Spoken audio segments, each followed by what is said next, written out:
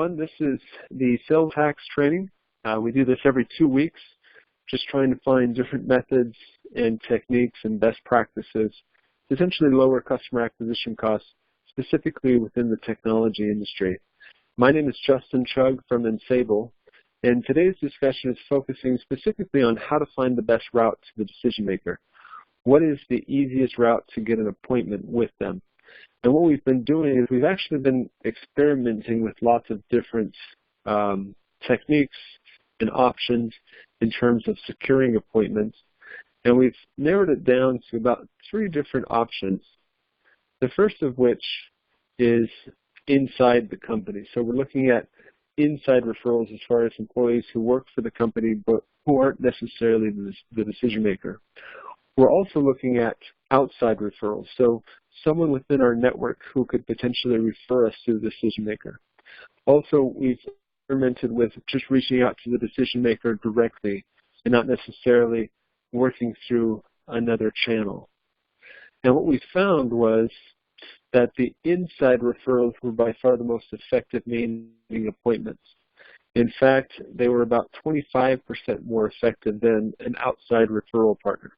And compared to reaching out to the decision maker directly, they were about 67% more effective. So the theory behind this is we think that internal referrals tend to engineer a higher social pressure, mainly because of company politics. It's easy to ignore someone reaching out to you directly or even a third party recommending someone to you. But when somebody within your organization makes a recommendation and you ignore that, that's much harder to do.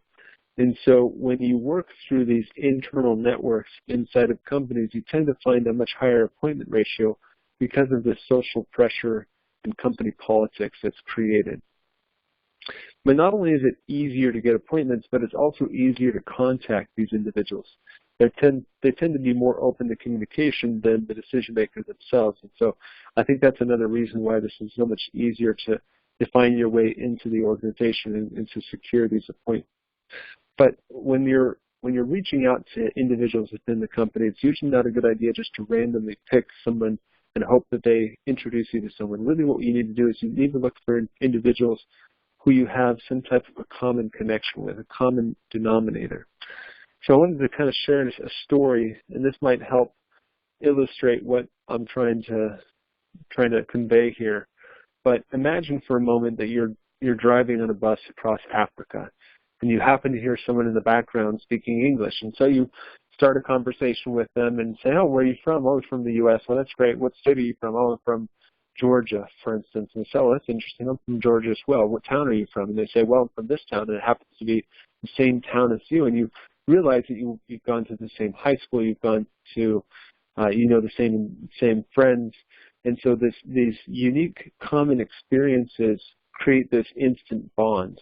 And so that's really what you're looking for in terms of where to start within organizations. It's not necessarily the decision maker, but it's the individuals who you have the strongest unique experiences with it. And so the key ingredient here is the more unique the experiences that you share, the more likely that the relationship can develop and the stronger those relationships will be. And so when you're looking for where to start, it's usually based off of those shared experiences and the level of uniqueness that they have. So a good area to look at is your first-degree connections. Oftentimes we overlook our best opportunities and relationships just because they don't have the decision-making power. But if we have a relationship with these individuals, these are the places that we need to start.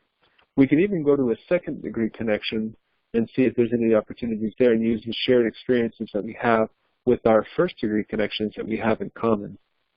Also, if you have a unique first name, finding individuals who share that same first name would also be unique. Or a shared last name, common work history, common schooling.